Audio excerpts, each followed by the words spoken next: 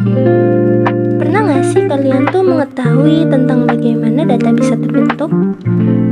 Ternyata membentuk data itu mudah loh, apalagi data bivariat. Yuk, simak video berikut. Halo guys, perkenalkan kami dari kelompok 2 yang beranggotakan Arka Safan Idris, Bunga Deandra, Muhammad Zaidan Piki, Nabila Destiani, dan yang terakhir ada Siti Aisyah Wulandari. Dari sini kami akan mengajarkan dan memberikan informasi terkait data bivariat. Yuk, kita simak langsung ke video berikut. Let's go! Halo teman-teman semua, sebelum kita masuk ke dalam inti materi data bivariat, alangkah baiknya kita belajar dasarnya dulu nih. Namun, alangkah baiknya lagi kita berdoa dulu yuk sebelum kita belajar.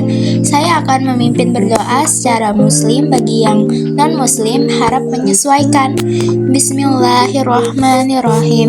Rabbil zidni ilman warzuqni fahman wa aja'alni minas solihin. Amin. Nah guys, kita langsung masuk ke dalam materi kita ya. Dalam video ini kita bakalan belajar mengenai data bivariat yang berisi: pertama, pengertian; kedua, manfaat; ketiga, jenis-jenisnya; keempat, contoh soalnya; yang kelima dan terakhir itu kesimpulannya. Untuk pertama-tama kita bakalan bahas dulu dari dasarnya dulu nih. Pembahasan akan dilakukan oleh Bunga. Check it out. Hai guys, di sini kita bakalan bahas apa itu statistika dan pengertian data bivariat yang merupakan turunan dari statistika. Data statistika adalah sebuah ilmu yang mempelajari bagaimana cara merencanakan, mengumpulkan, menganalisis, lalu menginterpretasikan dan akhirnya mempresentasikan data. Singkatnya, statistika adalah ilmu yang bersangkutan dengan suatu data. Di dalam statistika ada banyak jenis data. Namun dalam pembahasan kita kali ini, kita bakalan membahas data bivariat.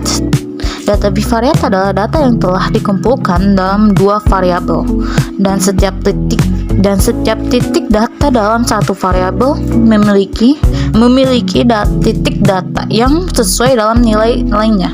Namun, apa itu variabel? Variabel adalah sesuatu yang dapat berubah-ubah nilainya dan dapat diukur atau diamati dalam suatu penelitian atau analisis data.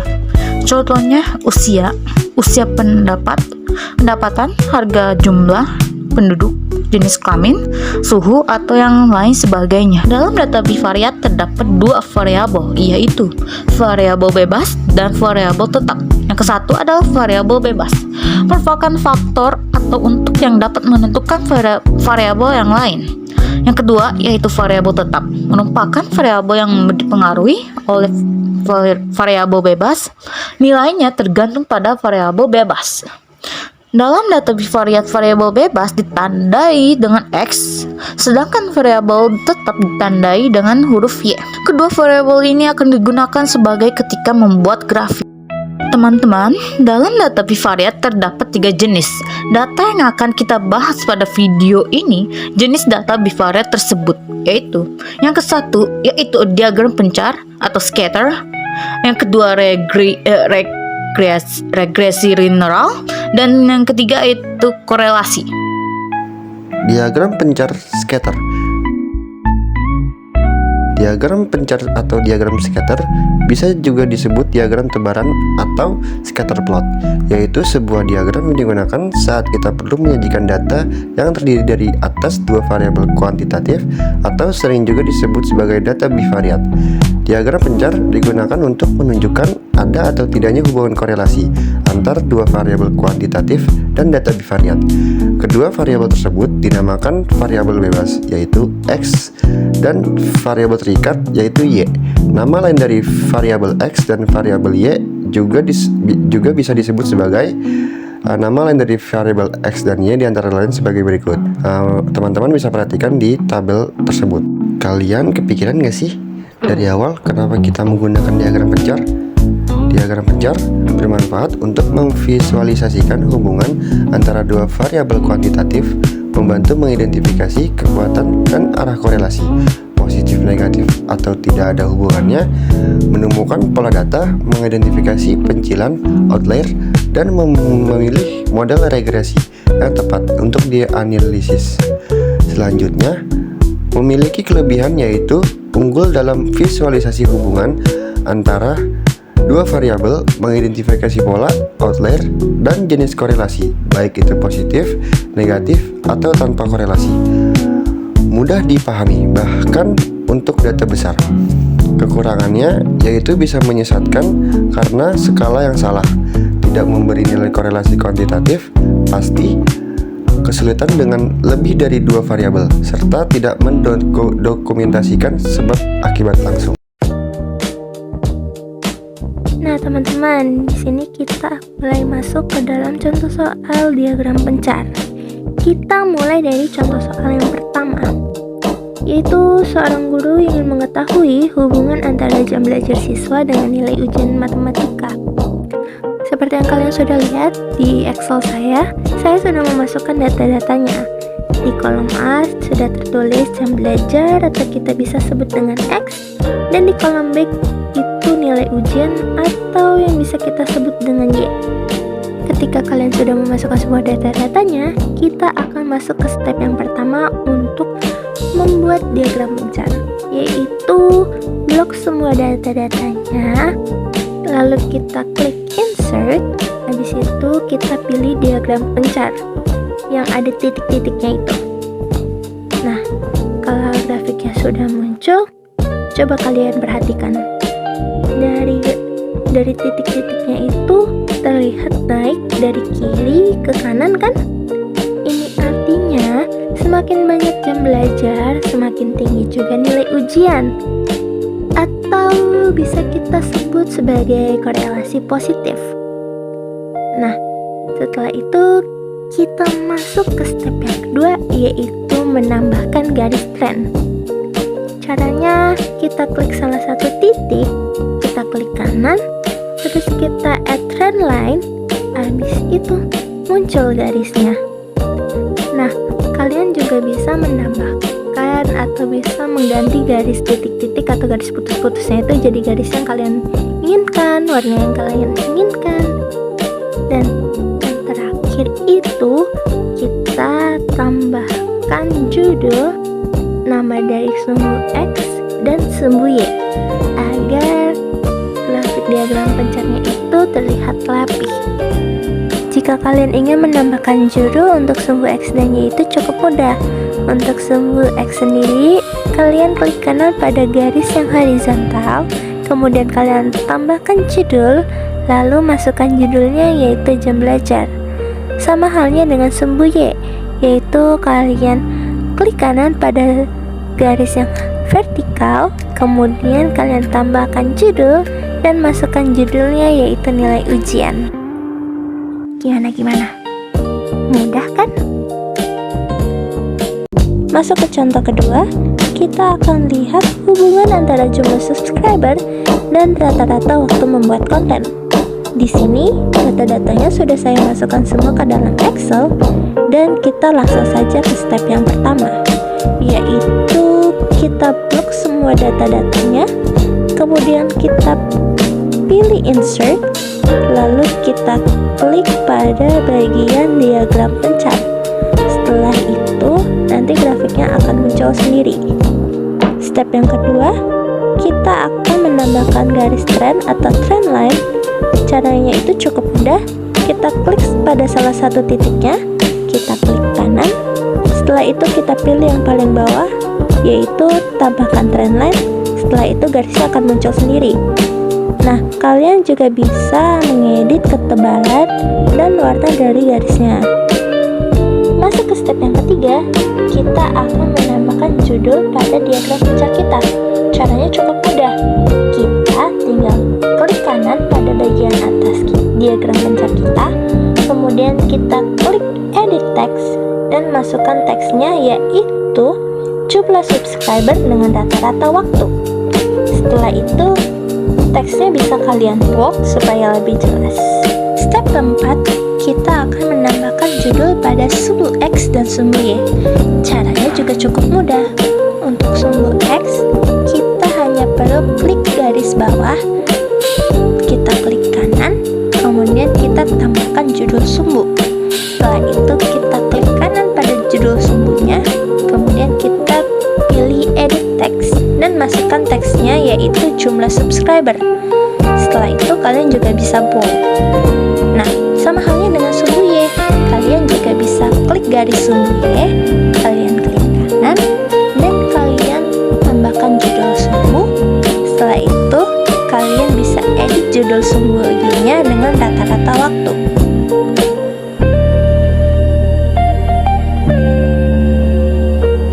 Sekarang kalian bisa lihat kan, arah garis trennya itu terlihat naik. Artinya apa? Semakin banyak subscriber, rata-rata waktu pembuatan kontennya juga semakin meningkat. Nah, ini juga bisa dikategorikan sebagai korelasi positif. Begitu teman-teman cara menghitungnya. Yuk, kita lanjut pembahasan berikutnya. Kali ini kita bakalan masuk ke jenis kedua data bivariat, yaitu regresi linear. Apa sih regresi linear itu? Regresi linear adalah sebuah metode statik yang digunakan untuk menganalisis hubungan antara satu variabel dependen terikat dengan satu atau lebih variabel independen bebas. Mari kita lihat gambar berikut. Gambar ini merupakan contoh dari regresi linear yang sesuai dengan jenis garis lurus yang bernama garis positif linear dengan tren data linear. Hal ini terbukti dari diagram dengan garis yang lurus. Namun, apakah garis linear tersebut hanya terdapat satu? Dari diagram ini terdapat pola penyebaran data yang berbeda, yaitu pada garis merah dan hijau. Dari garis-garis tersebut, pastinya ada garis yang paling tepat untuk mewakili data pada diagram. Analisis yang dapat dilakukan adalah dari diagram ini terdapat pola penyebaran data yang berbeda, yaitu pada garis merah dan hijau. Dari garis-garis tersebut, pastinya ada garis yang paling tepat untuk mewakili data pada diagram. Analisis yang dapat digunakan adalah di antara semua garis yang mungkin dibentuk, hanya ada satu garis yang paling tepat yang disebut sebagai garis best fit. Garis ini merupakan model linear yang memperkirakan hubungan antar dua variabel kuantitatif pada diagram pencar tersebut. Model regresi yang memberikan hubungan garis lurus antara dua variabel ini disebut regresi linear. Lalu, bagaimana cara menentukan yang mana merupakan garis best fitnya? Salah satu cara untuk menentukan garis yang tepat yaitu melihat jarak garis dengan titik-titik yang ada. Semakin dekat garis ke semua titik pada diagram pencar, maka semakin tepat garis tersebut. Dari sini, mari kita lihat secara lebih detail setiap garisnya. Pertama, garis merah, yaitu garis hanya memiliki sedikit persebaran titik. Kedua, garis biru, yaitu garis yang dapat dilihat memiliki banyak titik persebaran dengan sejajar sehingga membentuk pola linear positif. Nah, dari sini dapat kita simpulkan juga bahwa garis fit atau garis best fit ditentukan berdasarkan pola persebaran yang teratur dan banyak sehingga memiliki garis baik. Nah, dapat disimpulkan bahwa garis fit ditentukan berdasarkan pola persebaran yang teratur dan banyak sehingga berbentuk garis best fit. Nah guys, setelah pembahasan ini, mari kita lanjut ke rumus selanjutnya.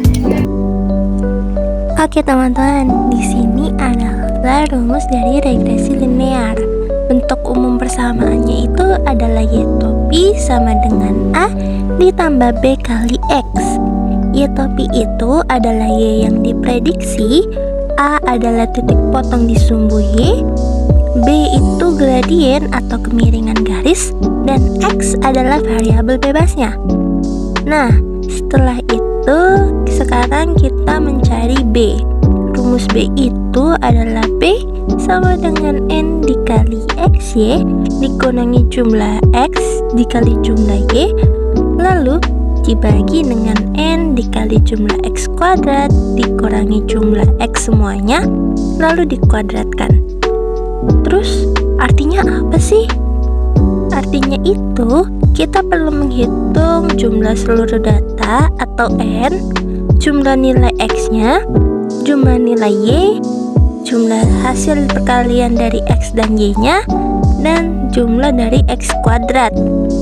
Setelah semuanya dihitung dan dimasukkan ke dalam rumus, barulah kita mendapat nilai B. Setelah itu baru kita cari rata-rata X dan rata-rata Y. Rata-rata caranya sederhana, yaitu jumlah datanya dibagi banyak datanya. Kalau rata-rata sudah ketemu, kita masukkan ke rumus A sama dengan rata-rata Y dikurangi B lalu dikali rata-rata X. Nah, setelah kita mendapatkan nilai A dan nilai B, kita masukkan ke dalam persamaan yang utama, yaitu Y topi sama dengan A ditambah B dikali X. Dan selesai deh, itulah persamaan regresi linear yang bisa kita gunakan untuk memprediksi nilai. Jika nilai B lebih dari 0, korelasi kedua variabelnya itu positif atau arah garisnya itu naik. Jika B itu kurang dari 0, korelasi kedua variabelnya itu negatif atau arah garisnya itu turun. Nah, setelah kita mempelajari rumusnya, kita akan lanjut ke latihan soal. Selanjutnya, setelah pemaparan rumus regresi linear sebelum ini, marilah kita kemudian mengaplikasikan rumusnya dengan mengerjakan soal. Yuk, kerjakan bersama-sama. Ini contoh soal nomor 1. 5 orang sepakat untuk menurunkan berat badan dengan cara bersepeda selama sepekan. Hasilnya dalam tabel berikut ini. Nah, ada nama 5 orang tersebut dari A sampai E dan juga lama mereka bersepeda dalam bentuk per jam dan penurunan berat badan yang mereka alami setelah lamanya mereka bersepeda masing-masing siswa. Soalnya tentukan regresi linear data tersebut. Oke, marilah kita masukkan dulu rumus regresi linearnya. Rumus regresi linear yang tadi sudah dibahas, yang akan dikerjakan di regresi linear ini dalam pengerjaan Excel. Pertama kita mencari dulu, kita ubah datanya, masukkan ke dalam data ini. Jadi lama bersepeda akan menjadi variabel bebasnya, karena variabel bebas ini adalah variabel yang awalnya memicu dan kemudian akan menghasilkan hasil atau variabel terdekatnya penurunan berat badan.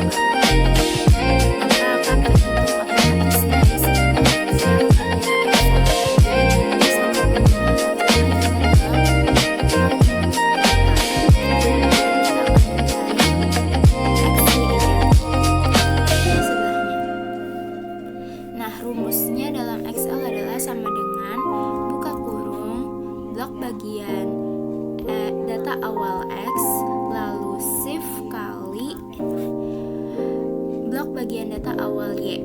Jadi XY ini adalah data X dikalikan dengan data Y ya teman-teman. Lalu kita enter.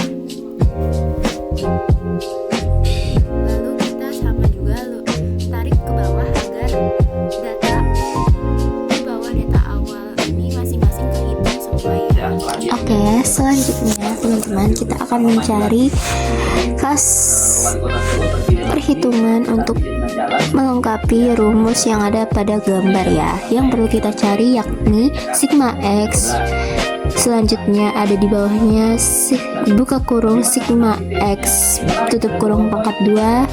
Lalu ada sigma X pangkat 2, tetapi kita bahas bagian sigma X terlebih dahulu. Rumusnya adalah sama dengan sum buka kurung blok data bagian awal X, lalu tarik ke bawah, enter, dan sudah ketemu hasilnya. Yang kedua kita akan cari buka kurung sigma X tutup kurung pangkat 2. Rumusnya adalah, karena ini ditanya sigma X, yang mana sigma X nya sudah ketemu, kita blok saja bagian hasil sigma X lalu dipangkatkan 2 lalu enter. Nah, sudah ketemu jawabannya. Lalu yang ketiga kita akan menghitung sigma X pangkat 2, di mana ini kita akan mencari sigma dari X pangkat 2 yang ada pada tabel di atas.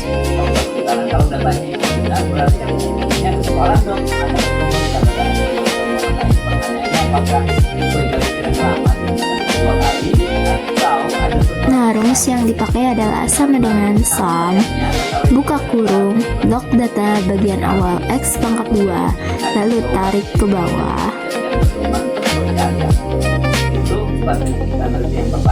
lalu enter. Yang keempat kita akan mencari n sigma X pangkat 2, di mana ini menanyakan n-nya nanti akan dikali dengan sigma X pangkat 2 yang sudah dihitung di bagian atas dari sebelum ini ya. Rumusnya adalah sama dengan n-nya, karena ini jumlah keseluruhan data ada 5 orang, berarti ini datanya ada 5 ya teman-teman. Sama dengan buka kurung 5 dikalikan dengan sigma X pangkat 2 yang sudah dihitung di atas, lalu pencet enter.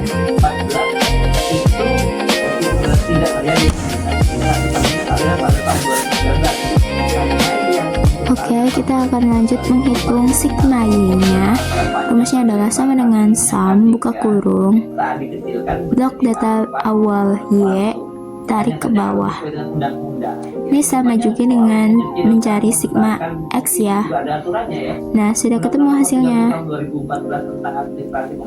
Lalu kita akan mencari sigma XY. Ini kita tinggal mencari sigma dari XY pada tabel di atas ya. Nah, rumus yang akan kita pakai adalah sama dengan sum buka kurung blok data bagian XY pada tabel lalu tarik ke bawah, enter. Lalu yang terakhir kita akan mencari n sigma XY, berarti kita tinggal mengalihkan saja n atau jumlah data yang terdapat dengan sigma XY yang sudah kita hitung di atas. Jadi rumusnya sama dengan buka kurung n-nya 5 dikali dengan sigma XY yang sudah kita hitung tadi, enter. Nah, sudah semua kita cari ya. Lalu kita akan mencari lagi untuk melengkapi rumus yang ada di gambar. Selanjutnya kita akan mencari hasil yang pertama dengan sigma X pangkat 2 dikalikan dengan sigma Y, yaitu sama dengan blok bagian data sigma X pangkat 2 hasilnya, lalu dikalikan dengan sigma Y, lalu kita akan ketemu hasilnya. Lalu kita akan mencari yang kedua. Rumusnya adalah sama dengan sigma X hasilnya, lalu dikalikan dengan sigma XY. Untuk melengkapi menjawab rumus ya teman-teman. Lalu yang ketiga, kita akan mencari dengan rumus N sigma pangkat 2 dikurangi dengan buka kurung sigma X tutup kurung pangkat 2 sama dengan buka kurung log data bagian N sigma X pangkat 2 hasilnya, lalu dikurang dengan buka kurung sigma X tutup kurung pangkat 2. Nah, kita akan menentukan step terakhirnya ya sebelum masuk ke intinya, yaitu rumusnya sama dengan buka kurung log hasil bagian N sigma XY dikurangi dengan sigma X hasilnya ya, seperti yang ada dalam video ya, lalu dikalikan dengan sigma XY. Nah, sudah ketemu hasilnya. Oke, selanjutnya kita akan masuk ke rumus yang akan menjawab regresi linear nih, menggunakan rumus Y topi sama dengan A tambah BX, dimana rumus ini akan mencari hasil A dan juga B. Nah, kita cari dulu yang A-nya. Rumusnya adalah sama dengan buka kurung log hasil awal yang sudah kita cari, kemudian dikurangi dengan hasil kedua yang sudah kita cari, tutup kurung, kemudian dibagi dengan hasil ketiga yang sudah kita cari. Nah, sudah ketemu hasilnya 20. Kemudian kita akan cari yang B, rumusnya adalah sama dengan log hasil keempat yang sudah kita cari, kemudian dibagi dengan hasil ketiga yang sudah kita cari. Nah, sudah ketemu ya hasilnya 78,57 sekian. Nah, dari hasil A dan B ini diperlukan untuk langkah selanjutnya dalam mengerjakan soal hubungan sebab akibat. Lalu, setelah ini kalian bisa merapihkan kembali data agar terlihat rapi dan enak dipandang.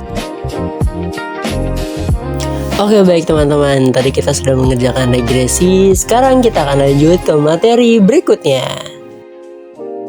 Setelah kita melewati proses pembelajaran regresi linear dan diagram pencar, sekarang waktunya kita masuk ke jenis ketiga data bivariat, yaitu analisis korelasi. Sebelum kita memulai, kita cari tahu dulu yuk analisis korelasi itu apa sih? Korelasi adalah hubungan timbal balik atau sebab akibat. Secara sempit, korelasi artinya suatu hubungan atau saling berhubungan. Dalam suatu statistik, korelasi merupakan ukuran hubungan linear antara dua variabel. Korelasi dibagi menjadi 3 yang masing-masing akan kita bahas bersama. Oke guys, sekarang kita bakal masuk ke bagian pengenalan pola hubungan dan tren pada jenis korelasi. Titik-titik pada diagram bisa membentuk pola tertentu, dan pola ini mengungkapkan jenis hubungan atau tren antara dua variabel. Tren negatif, titik-titik menurun dari kiri atas ke kanan bawah, artinya ketika variabel X naik, Y cenderung turun, sama dengan yang sebelumnya. Untuk tren negatif ini dibagi menjadi 2, yaitu tren data linear yang berbentuk garis regresi lurus dan tren data non-linear yang berbentuk garis regresi tidak lurus. Dan yang terakhir, tidak adanya korelasi. Titik-titik tersebar secara acak tanpa arah tertentu. Ini menunjukkan bahwa tidak ada hubungan yang kuat antara X dan Y. Hal ini disebabkan karena polanya tersebar tidak merata sehingga disebut tren tidak merata.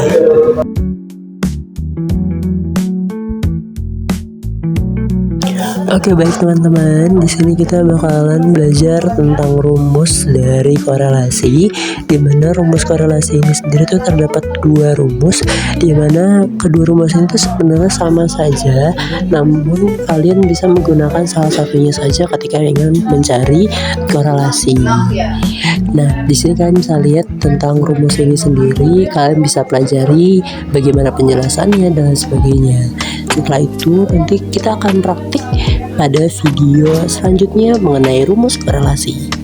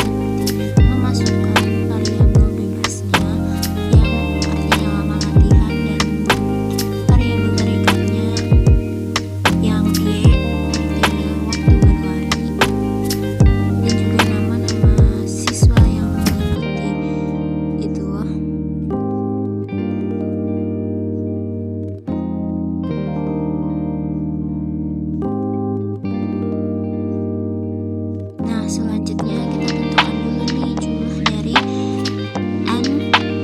Jumlah n adalah artinya jumlah keseluruhan data yang tersedia, berarti ini 5 ya teman-teman. Nah selanjutnya kita bakalan cari sigma x. Rumusnya sama dengan buka sum, buka kurung, blok data awal x ditarik ke bawah dan akan menghasilkan sigma x.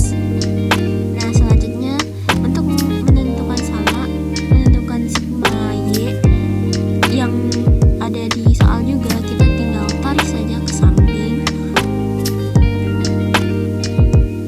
Oke, selanjutnya kita bakalan cari sigma xy.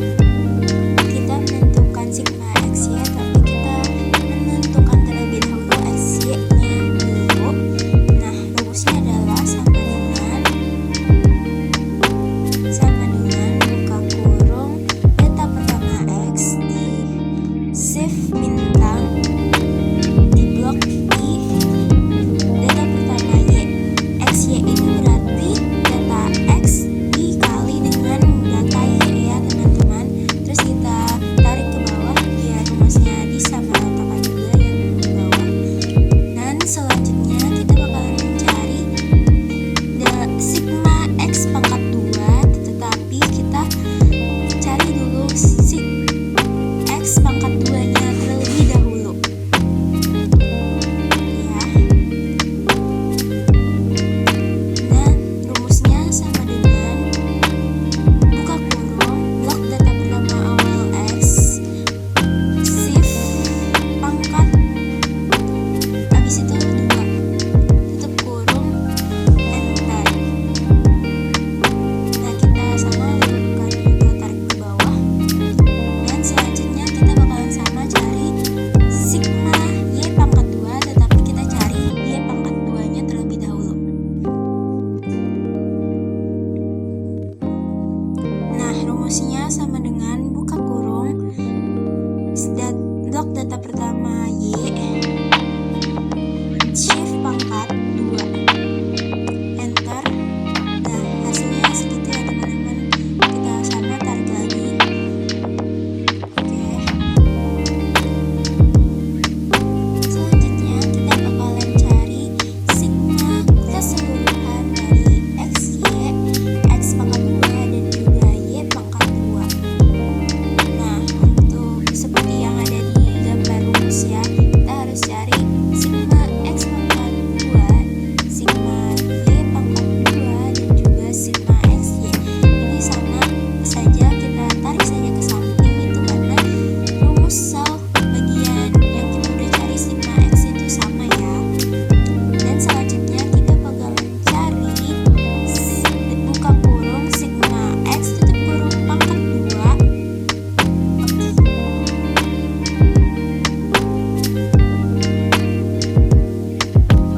Rumusnya adalah sama dengan buka kurung blok bagian sigma x dipangkatkan shift pangkat 2 tutup kurung dan enter.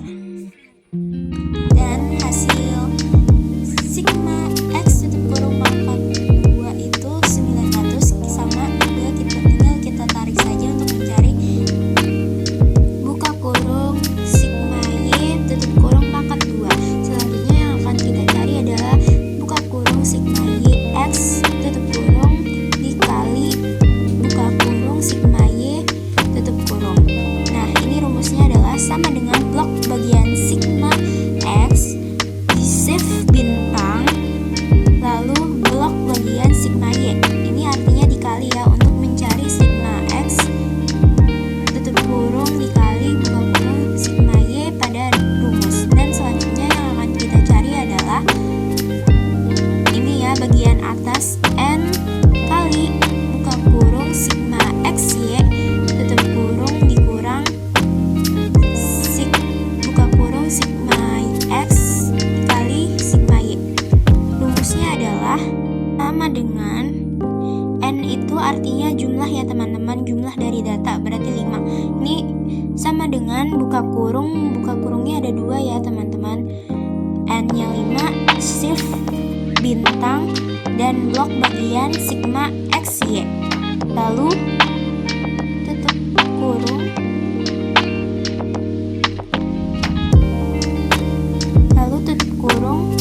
Dikurang, buka kurung, hasil dari yang sudah kita hitung ya, buka kurung sigma X dikali sigma Y yang berada di atas data.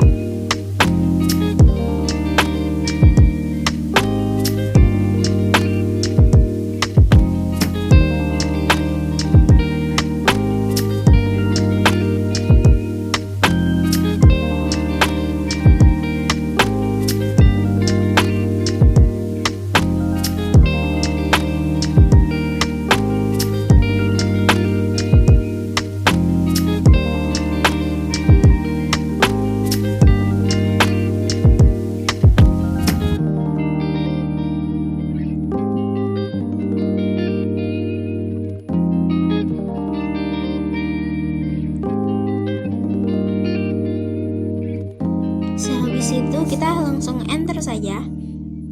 Oke, hasilnya adalah min 90. Kita sudah menemukan hasil dari rumus bagian per dibagi bagian yang atasnya. Oke, selanjutnya yang akan kita cari adalah RXY-nya terlebih dahulu. Rumusnya adalah sama dengan yang rumusnya pakai SQRT ya, sama dengan SQRT buka kurung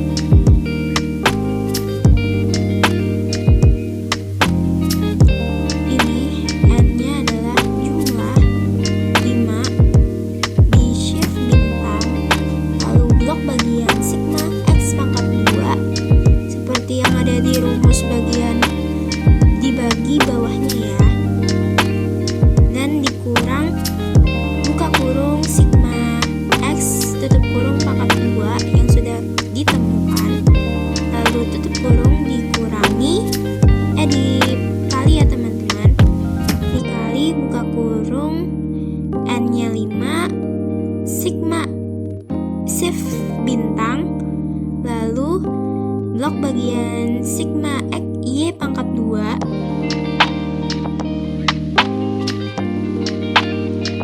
selanjutnya dikurang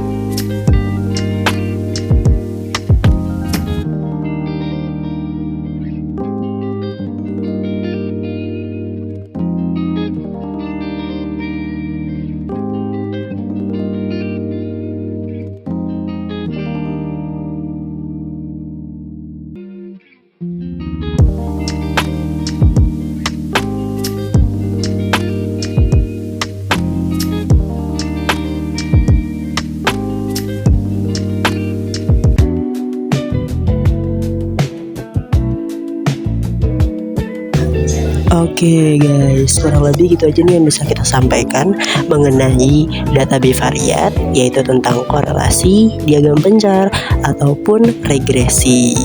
Mungkin sampai sini aja yang bisa kami sampaikan mengenai data bivariat. Kurang lebih mohon maaf. Wassalamualaikum warahmatullahi wabarakatuh. Dadah teman-teman.